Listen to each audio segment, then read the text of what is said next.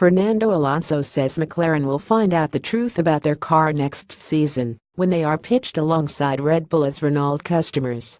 McLaren believe their car is a match for the sport's three front-running teams Mercedes, Ferrari and Red Bull, but a lack of power from their exclusive supply of Honda engines has made any such assessments impossible over the last 3 years. That, though, won't be the case next season, when they swap to Renault power units and receive the same engines as both Renault's works outfit and a Red Bull team which dominated the sport before F1's engine revamp in 2014.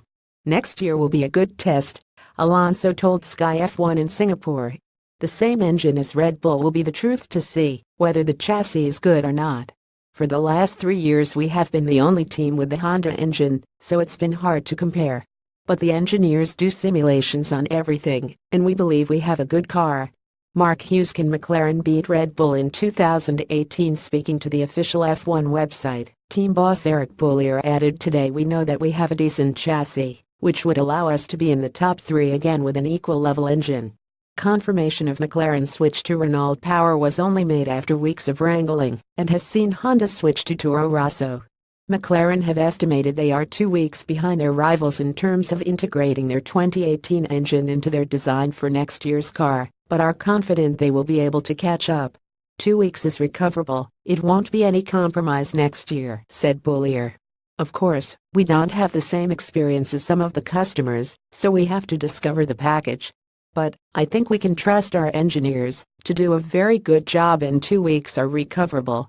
This week Mark Priestley is joined by former Manor boss Graham Lowdon and recent Legrand British F3 champion Ina Mohamed to preview the Malaysian GP. So who will win the battle of Renault power? Analysis from Sky Sports F1 columnist Mark Hughes. Throughout McLaren's painful 3-year Honda relationship, it remained adamant that its chassis has been among the best, the obvious implication being that the power unit was responsible for the shortfall. That's probably a simplistic analysis, because although the engine has certainly cost more lap time than any chassis deficiencies, we still do not know definitively how the McLaren would compare to the top cars given power parity.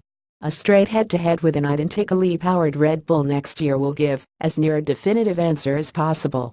Because although this year's Red Bull RB13 began the season aerodynamically flawed because of a wind tunnel issue, it has since been developed to be arguably the best chassis of all in the season's second half, much as Red Bulls have usually been. It has a power shortfall of its own, of course, but a significantly smaller one than suffered by the McLaren MCL32. Red Bull RB14 versus McLaren MCL33, with the same power units in the back and a wealth of driver talent in both, is one of the most fascinating prospects of next season. Can Sebastian Vettel and Ferrari bounce back from their Singapore nightmare? Watch the Malaysia GP weekend live on Sky Sports F1. The race begins at 8 a.m. on Sunday, October 1st. If you are using skysports.com, you can comment below to get involved in the debate, but please adhere to our house rules.